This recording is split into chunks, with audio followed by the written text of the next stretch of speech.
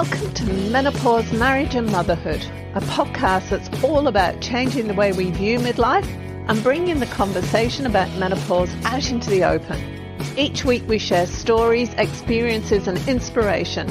We talk to experts on how to best navigate this time of life and find out how other people have not only survived but thrived through this time. I'm your host, Karen O'Connor. Hello and welcome. Today I'm really excited to introduce Alexis Wolfe. Welcome, Alexis. Thank you for having me. Now, Alexis is CEO of Endometriosis Australia, and it was Endometriosis Awareness Month a couple of months ago, and I was really keen on getting you on board to talk about endometriosis because it's not, again, it's one of those topics that we don't necessarily know a lot about. So I've kind of blurbed and not let you answer that there. So tell me, first of all, go into what is endometriosis and how many people suffer from it. Just give me a few facts and figures and let's start there, if that's all right. Absolutely. Let's hit the information where it comes through. So what is endometriosis? So it is an inflammatory disease where tissue that is similar, but not the same, similar to the lining of the uterus that grows in other parts of the body outside of the uterus. So what we see is things like adhesions and lesions that grow around things like the ovaries or the bladder or the bowel. And it is a really painful disease where people will experience pain that they describe like stabbing, like barbed wire, like someone was punching them in the stomach. And this can not only be at the time of their menstruation, but at any time throughout their cycle. So it's a really debilitating disease for many individuals. It actually affects 1 in 9 women, girls, and those that are gender diverse. So there's approximately 830,000 Australians living with endometriosis right now. That is a huge number. How does that number compare to people who say have, I don't know, diabetes or heart disease or some kind of cancer? How does that compare? Absolutely. So look, it's comparable with people that would have type 2 diabetes.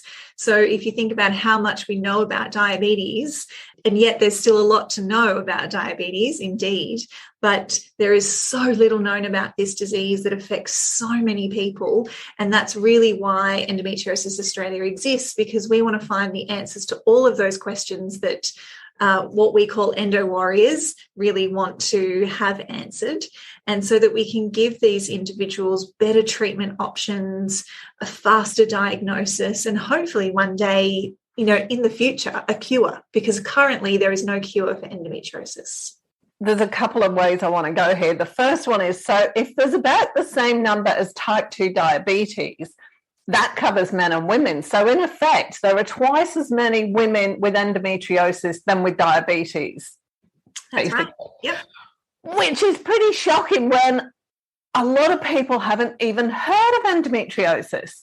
Yeah, absolutely. And I think we noticed that one of the challenges is that we've got a 6.5-year delay for diagnosis.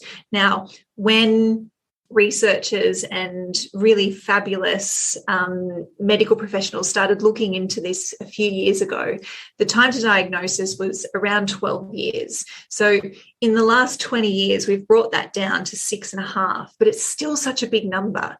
Now, we know that if we could get that number down, we actually hypothesize that probably that number of 1 in 9 is actually higher. God. So why does it take 6.5 years to to diagnose something? Why? It seems bizarre, doesn't it, to think that it could take so long to get a diagnosis for something that is so incredibly painful. But what we know is that people normalize period pain. And the rest of the symptoms that are associated with endometriosis are really broad. And so they can be put into a number of different categories. And often an individual will get misdiagnosed in the early stages of them seeking medical assistance. So we talk about, okay, a general family, perhaps a young person is starting to menstruate, they are getting incredible amounts of pain. They go to their mother and they say, Mum, what can I do? And Mum says, oh, I've always had painful periods. So did your grandmother. It's just our family curse.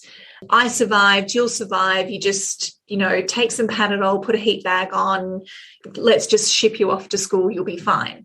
Now, that is a really common story for individuals where the pain has been normalized within the family unit, because those individuals probably never got the support that they needed either.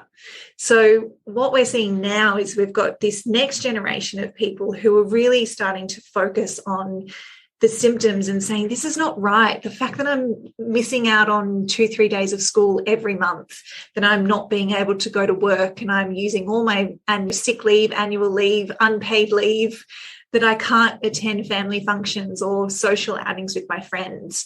They're actually taking the time and saying, no, this is not right. And they're tracking their symptoms and they're having conversations with their GPs. The trouble had been in the past is that GPs we're sort of looking at some of these symptoms and again thinking that period pain was just normal, but also some of the other symptoms that you might have with endometriosis are things like pain during bowel movements, pain during urination. You might have pain associated with intercourse, bloating, fatigue, headaches. All of these things can lead you off into a number of different diagnoses. But many people have been misdiagnosed with things like irritable bowel syndrome. And then they think that they need to just constrict their diet and that that's going to solve everything, but it doesn't. And then they go off on this, tangent for years trying to just alleviate their symptoms through diet alone, thinking that that's going to help when actually they've got this horrendous disease that's just growing inside them. And actually they need much more support from medical professionals in terms of what other alternatives they can use. How do you actually test for endometriosis? It's a great question. And there are lots of different avenues that we would like to explore in the future. But technically, the only way that you can be diagnosed with endometriosis is through a laparoscopy. So that is keyhole surgery, that is where they go through your belly button and then a couple of other incisions around your abdomen, where they will take a piece of the tissue that they suspect is endometriosis and they will test that in a laboratory to actually confirm the diagnosis. Now, what we know is that that is a really invasive way to actually get a diagnosis of a disease. Because this affects so many people at many different stages of their lives, we've got 13-year-old young people who are thinking, oh, well, the only way I can get a diagnosis is through surgery. Now, we'd like to look at other options, and we know that there's some really great advancements in imaging. So in particular, ultrasound, and also emerging is MRI. So we know that with the different types of disease in terms of its stages, it goes in stages 1, 2, 3, and 4, from least advanced to most advanced. Generally speaking, we can see stages 3 and 4 when it's really pronounced on an ultrasound. And that can be really reassuring for an individual to say, okay, it's not all in my head. I'm not making this up. The person that is my doctor, they can actually see this disease and we can start talking about options. Now, that is a much more cost-effective and less invasive way to get a diagnosis, but imaging is not perfect. And we know that there are many people who go and have imaging and the person says there's nothing there. And then when they do go and have a laparoscopy, that endometriosis is found. So we've got so much further to go in terms of how we can get a better diagnosis opportunity for endometriosis patients. But at the moment, if you are really definitively wanting to have that diagnosis, it is only through surgery. It's really interesting. What causes endometriosis in the first place? $1 million question. We don't know. It is something that is still hypothesized by many different individuals, and we don't know that answer yet. So there's lots of different options out there, and there's many studies that are trying to look at the different types of endometriosis. As I mentioned, there's stages 1 to 4, but there are some people, for example, that will potentially go and have a laparoscopy where they'll have an excision or an ablation surgery. So that's either cutting it out or burning it off. And they never get symptoms after that. That's an amazing result. But we know, on the other hand, there are people who are doing the exact same type of surgery who've actually had 9, 13 surgeries over their lifetime, and that the endometriosis continues to grow back.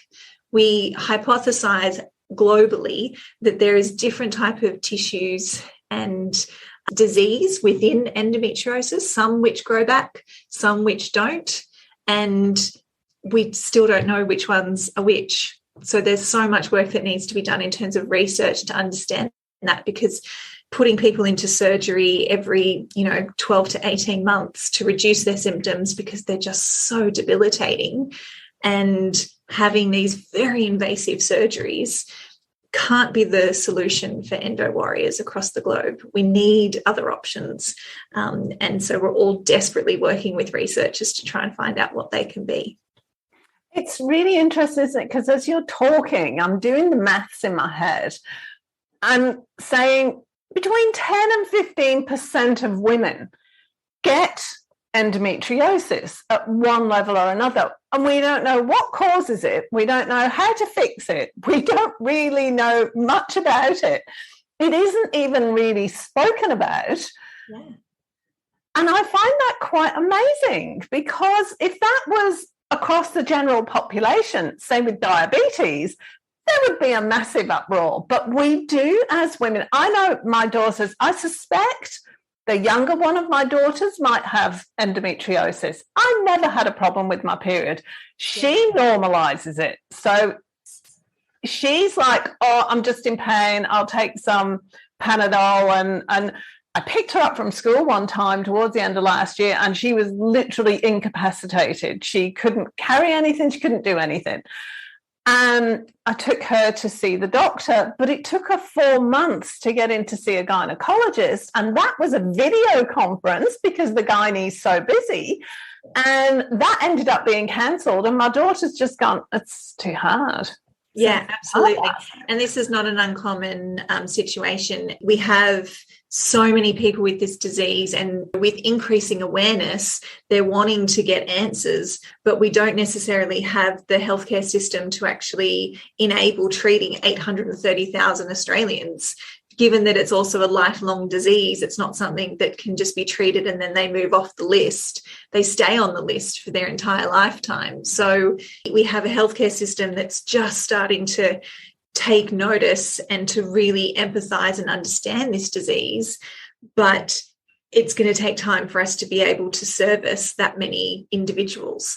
And so you're right, you get your initial consultation with your GP, and then if they do refer you on to a gynecologist, those waiting times are quite long. And then if you need surgery on top of that, depending on whether that is a public or private option, depending on your circumstances, it's again another waiting list. So when you think about how long it takes to get a diagnosis of 6.5 years, you will start doing the math and understanding, okay, well, I had to wait for my GP, then I had to wait for my gynae, then I had to wait for my surgery. And that's all before you've actually put all of the symptoms together and had a bit of a conversation with someone and said, actually, I'm not doing well. I need to have further investigations done. So it's a lifelong disease. So even if you, and I did have somebody on an endometriosis sufferer a few months ago, and she said people, or some doctors and some women, think that having a hysterectomy can solve the problem, but it actually doesn't. It actually doesn't. Does anything stop it? So obviously menopause isn't going to have an impact on it, or not much of an impact then, is it? Because the hormones have changed, and I don't know Yeah. So again, this is, it comes down to the myth. So we talk about, as you rightly pointed out, we've got this disease that affects so many people, but it hasn't necessarily been given the airtime that it needs around education and awareness. That's what we're here for, and that's what we're trying to work towards. But we know that many people have tried to treat endometriosis with hysterectomy. But as I explained at the beginning of this podcast, the definition of endometriosis is tissue that is similar to the lining of the uterus that grows outside of the uterus. So for people whose endometriosis grows outside, that could be on ovaries, as I mentioned, it could be on the bowel, it could be on the bladder. We've also found endometriosis in the lung tissue, in the muscle around the heart, in nerves, in the brain. It's a whole body disease in terms of where this disease can travel to. So yes, for some people, when they do have a hysterectomy, if they're taking out some of those other organs like ovaries and tubes and things where their endometriosis was growing and causing them a lot of pain, then their symptom load might be reduced. But it does not cure endometriosis, and those other symptoms will still persist, and the disease still can grow because it's in other parts of your body. Hysterectomy is currently the treatment option for those that have adenomyosis. So this is what we call the cousin of endometriosis. So adenomyosis is where the tissue inside the lining of the uterus is affected. And so, of course, if you remove the uterus, then you remove that element of the problem. But if you've got young people who are diagnosed with adenomyosis, then they need to really consider what the health impacts are for having a hysterectomy so early. There's increase in stroke, there's increase in heart disease. It's not something to be considered lightly. And also, too, some people do want to have a family. So how do we support people through that part of their journey? I'm finding this really fascinating. So the little endometriosis cells, once they get out, that's it, they're rampant. There's basically no stopping them. So if they're already on another organ like the liver or the bowel or something, it's very difficult to remove that. Is that right? Yes. And look, there are other treatments. We've got hormonal treatments that can help to reduce the symptom load and to quieten down the growth of endometriosis, but it doesn't remove it. And for some people, hormonal treatments are absolutely non-effective. So it's not a catch-all for people. And it also comes with other risks in terms of options around blood clotting. And, anyone who goes on, a pill gets given a list of all of the things that, that could possibly go wrong. We don't really want to be advocating that is the only option for endometriosis patients either, particularly those who are wanting then to potentially start a family, because you need to come off those drugs. So then what's going to happen to your body after that? We have a lot of endo warriors who really struggle because for them, some of the hormonal treatments have been effective in suppressing their symptoms. And then when they do decide to have a family and they need to come off them, there's this huge amount of fear, their pain gets out of control. And then we also have the added layer of some individuals actually struggling with fertility because of their endometriosis. So it actually hampers their ability to naturally conceive, and that affects 1 in 3 endo warriors. So it's still a staggering amount of people who are having trouble with their fertility and balancing all of these different treatment options, which, none of them are perfect, but we're working towards trying to find as many options as possible to help individuals, because something that works for one person may not work for another, but we try and at least offer as many as possible to see what works for individuals. It's really interesting, isn't it? Because I think women's hormones are so not misunderstood, but not understood in the impact that it has on how the rest of the body functions and what happens when you take certain medications, because if your hormones are at different levels and every woman's different, then you got no idea what your reaction's going to be. So this comes down to, in a way, that basic issue of still not understanding how female hormones impact the whole body and nervous system and everything else. Absolutely. But also, I think individuals not really understanding their bodies in general and just thinking that so many of these things are normal when they're not. And also having those discussions within your peer groups, your families. So much of it has just been swept under the rug as just, women's business and not to be spoken about, for fear of looking weak. Now, endo warriors are anything but weak with the amount of pain that they are going through, with the mental turmoil that they have in terms of getting a diagnosis, dealing with pain, managing schedules to try and predict when their pain's going to be terrible. Endo warriors plan holidays around when they think they're going to have an endo flare. They take jobs based on how they think they're going to be able to service that job. Now, we want to ensure that people are not missing out, that they're able to go to school, that they're able to have any job that they want to have and not be hampered by this fear that they don't understand how their body's going to react to pain that day. Hopefully in the future, we'll start to see that there's a lot more talk around hormones in general, men and women, but particularly women, because they just change so often. And this is not really taught in school. It's very glossed over. And so, we're a really strong advocate of a program that's called Pep Talk, that's run from the Pelvic Pain Foundation of Australia. They're doing a schools education program around pelvic pain and endometriosis. And that's going to be really effective in terms of educating our young people as to what is normal, what isn't, and so that they can actually start to get a deeper understanding of their body, and that they're not having these big epiphanies in their 30s and 40s, which many of us are all starting to have. It's like, I didn't learn that at school. Friend goes, I read an article the other day that said XYZ. You're like, oh, is that true? Is that not true? There's so much misinformation out there. But if we can start actually having better conversations with young people at school, both men and women, then we're going to have a better opportunity in the future for people to have a deeper understanding of their bodies. Yeah, I talk about women because it's happening to women, but I'm really keen, like I've got 2 boys and 2 girls. They're in their 20s now, so they're not boys and girls, but you know what I mean.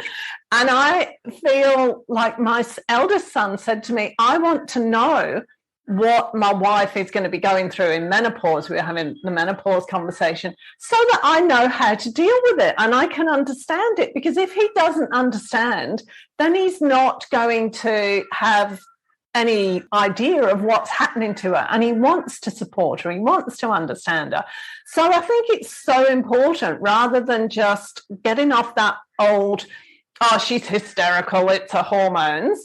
We really do have to get past that, because we do normalize pain and discomfort. Yeah. And that whole pain management thing is a completely different thing. I had pelvic mesh, and before I had it removed a couple of years ago, I went on a persistent pain management program. And 90% of persistent pain sufferers are women. And that does not surprise me. No. Because we know that women, when they present with pain, are less believed than a man that presents with pain. And that has been reported to be shown across the globe. We often joke in the endo world, how many different treatment options are there for erectile dysfunction versus how many treatment options there are for endometriosis. Now, if, as you were pointing out earlier, if this was to affect men as well, it would be something that would be much higher on the agenda. But we know that we are never going to give up in terms of our advocacy, in terms of our education and awareness. And it'll take time, but we will get our numbers up. We will make sure that for the next generation of young people, that there are going to be better treatment options, that there is going to be higher understanding, that all family groups are going to be able to understand how to support endo warriors, that employers know how to support endo warriors, and that we don't see such disadvantage that we do have with people where their symptoms are just so out of control that they're missing out on school, work, and relationships. To your point, it's so fabulous that your son is really keen to understand about how he would support his partner. And we know that many endo warriors, particularly in their early stages of dating, they really struggle to find someone who understands what they're going through because there is such a lack of education. But when they do find that perfect match, it can be life-changing because they've got that support network with someone that can just help them in their day-to-day, in their month-to-month, in terms of the different changes that they might be experiencing. Just even someone to come to a medical appointment to tell them that they're okay and that it's not all in their head and they acknowledge the pain. All of those things can be really, really positive to help an endo warrior not feel so isolated. Talk to me about endo warrior. Where did that come from? Yeah, look, it's a word or a sentence that we like to use for multiple different reasons. Part of it, I think, is because as a collective, we have been fighting to get recognised for this condition. And individuals that have endometriosis, they do carry on. They get through their day. They still attend work. They still go to school. They will work as hard as they can to still participate in life. And that's a quality of a warrior, someone that just persists and carries on. We also like using the word endo warrior because it's inclusive. So as I mentioned at the beginning, endometriosis affects women, girls, and those who are gender diverse. So, there are a lot of people who don't identify as women who do have endometriosis. And so utilising the wording of endo warriors is a great way to not only empower them, but also to be very inclusive for all the people that this impacts. I could go off on such a tangent here. So gender diverse do you mean, explain that to me? Yeah, so, people that perhaps they were assigned female at birth, but who don't identify as female now. So we want to make sure that as an advocacy group that we're being respectful and that we're being inclusive for people who identify as a different gender or no gender at all. So we make sure that where we can, that we use inclusive language. It can be a little bit tricky when we're talking about research because a lot of the research has only been done on inverted commas women. And so it can be a bit challenging to be able to always utilize inclusive language, but we do want to make sure that we're representing all of the people that are impacted by endometriosis. A bit like breast cancer, there was a strong thought that breast cancer only affected women, but actually it also affects men. So there has been conversation that has been undertaken with breast cancer organisations, and now you see quite often that men will also feature in some of their advertising and awareness campaigns, which is great. This is purely a women's disease. It doesn't affect men like if breast cancer does. This one particularly doesn't. Look, there have been some very small reported cases of it affecting men, but after very specific scenarios where they were receiving a certain type of treatment. So we're talking maybe 14 reported cases in the world. So at this stage, it's very much focused on females. But in the future, who knows how many more people might actually be affected by this once we start to learn and understand a bit more about the actual disease itself and what causes it and why it grows and who's impacted by it. Because where I went when you were talking about gender diverse was, has it affected men who've transitioned to women? And if so, what hormone causes it? Would that help pinpoint it? That was where I went. I was extrapolating. That's certainly not the case. Not the case at all. That's really interesting. And you actually had endometriosis, didn't you? Oh, you do have. I have endometriosis, yes. So my mother was also diagnosed with endometriosis, and we suspect that my grandmother also had it.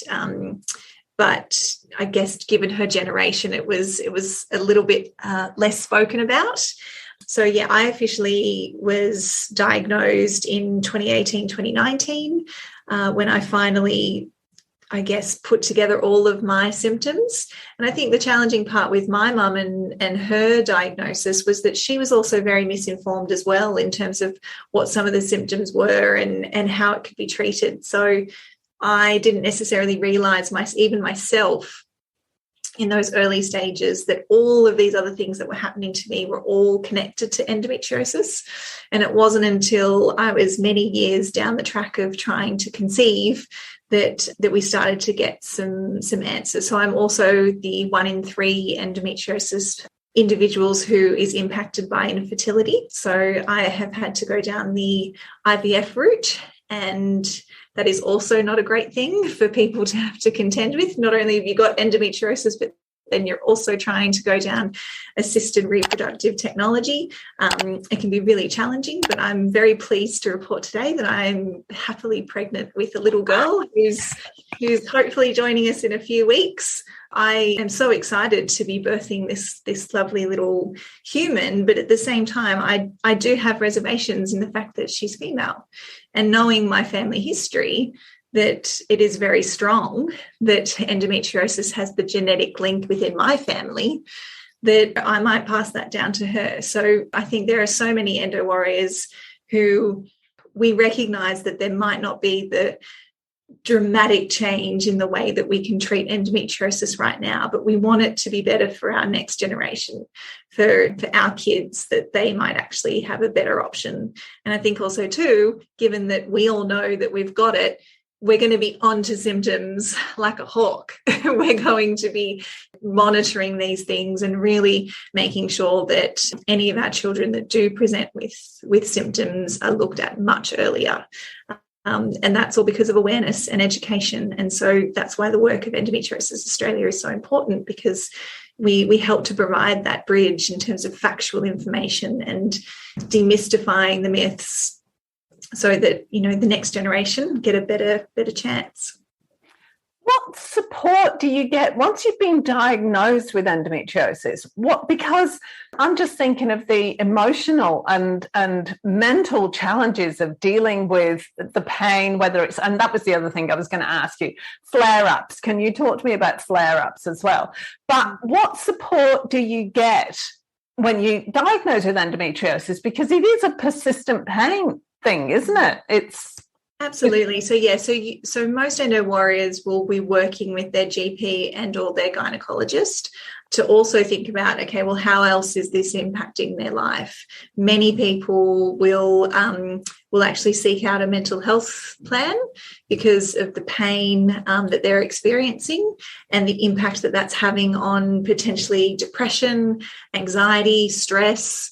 So it's very common for people to also have that support of either a psychologist or psychiatrist, and particularly ones that help with pain management, because we know that for some people that can be really effective in terms of helping to have some good coping strategies to reduce some of the sensation of pain. But also just dealing with so many medical appointments, it can be incredibly overwhelming for people. You know, that plus life, you know, trying to study, trying to live your life, wanting to go traveling and having all of these obstacles in your way, it can really be overwhelming. So we really support and advocate for people to reach out and to get mental health care plans with their GPs and to find someone that they can trust and talk to. It's not always easy to find that person straight up, so don't give up. If you don't click with the first person that you meet, you know, try another person or another person. And recommendations from friends are always really good. You know, we're getting better at talking about mental health within our friendship groups.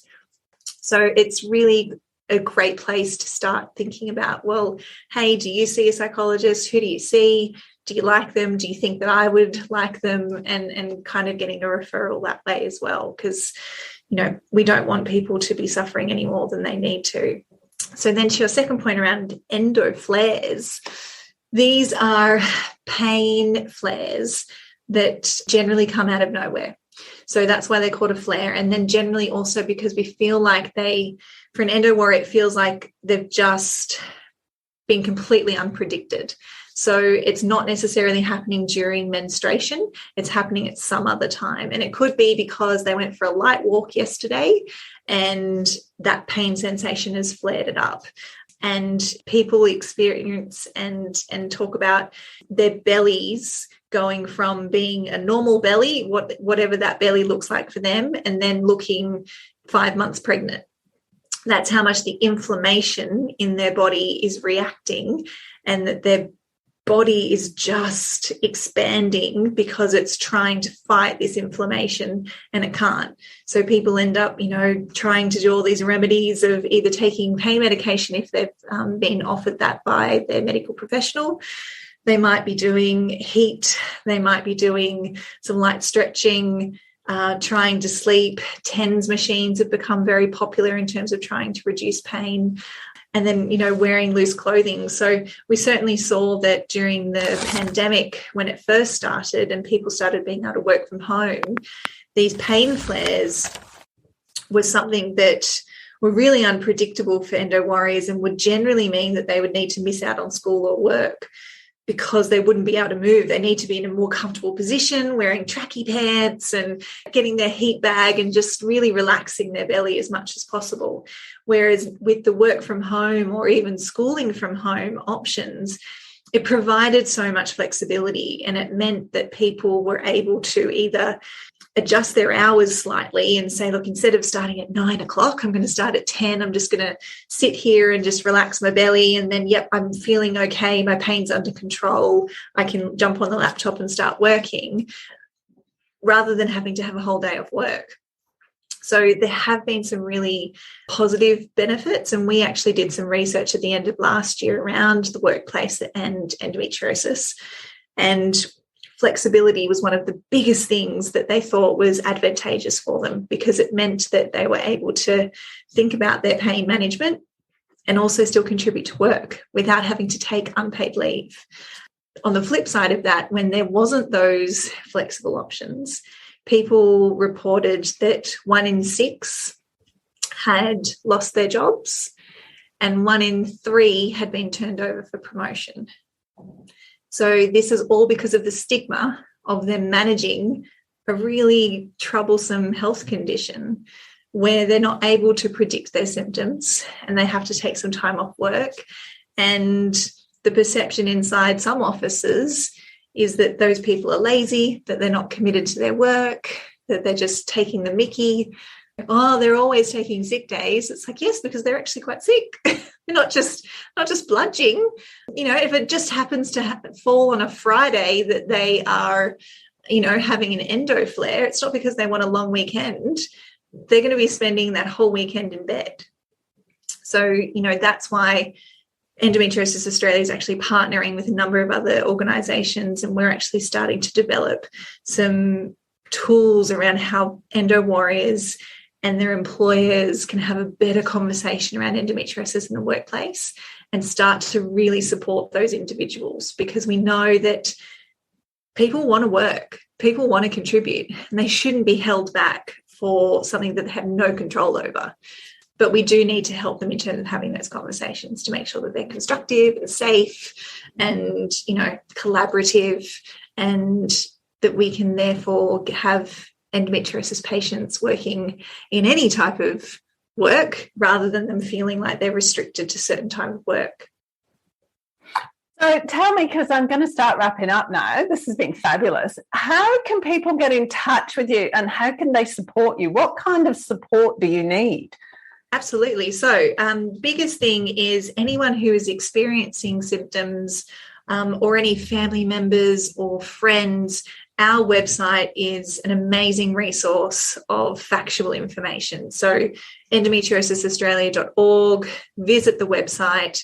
There is a plethora of blogs that have been written by medical professionals. There's blogs that have been written by other endo warriors so that you can feel less alone. But we've got videos on what is endometriosis, how is it treated, the different types of endometriosis and where it can grow. So many different options. So the website's a really great tool. We also have a podcast called Living with Endo. So this is a great one for when you're on the move, you're on the train to work, or, you might be doing a workout at the gym listening to the podcast is great. Again, we have lots of stories from medical professionals and just endo warriors about their experience, about different treatment options. And it's a nice way for people to digest information if they don't necessarily love to read on a website. They want to be more active while they're listening and digesting that information that way. Socials is obviously great. You can find us on Facebook and Instagram. We're very prominent on those spaces. And we also have really strong relationships with researchers across the country. So we really want to make sure that endo warriors can participate in research about endometriosis. So the research is not always run by us. It's run by universities and other health professionals, but we are the conduit to try and connect those researchers with patients so that if they want to participate, that they can. So coming to our socials and to our website, you'll always be able to see all the different research opportunities that are available. Some of them require a really short period of time, so you can complete a survey in 20 minutes. Others, it might be that it's actually a phone interview, or it's something that we're going to do a bit more of a longitudinal study. So it might be that they have to check in with you every 6 months to see how you're progressing. But all of these things really help the entire sector around endometriosis to get better results and for us to try and understand how we can help endometriosis patients now and then how we can also help them in the future. So they're all great things. For people who are wanting to donate or to fundraise, then our website has lots of different options. We welcome donations from all of our endo warriors and from the public and any philanthropists out there who are passionate about women's health and think that the numbers that we've spoken about today are staggering and shocking and that they should be changed. We do too. So we'd love to work with more partners to get that done. Thank you so much. It's been an absolute pleasure talking to you. No, thank you for having me today. It's been a really lovely conversation. And good luck with the forthcoming birth of your daughter. Congratulations on that. Thank you very much. I hope that she's going to cooperate and let me finish a little bit more work before she arrives. Thanks so much. Good luck.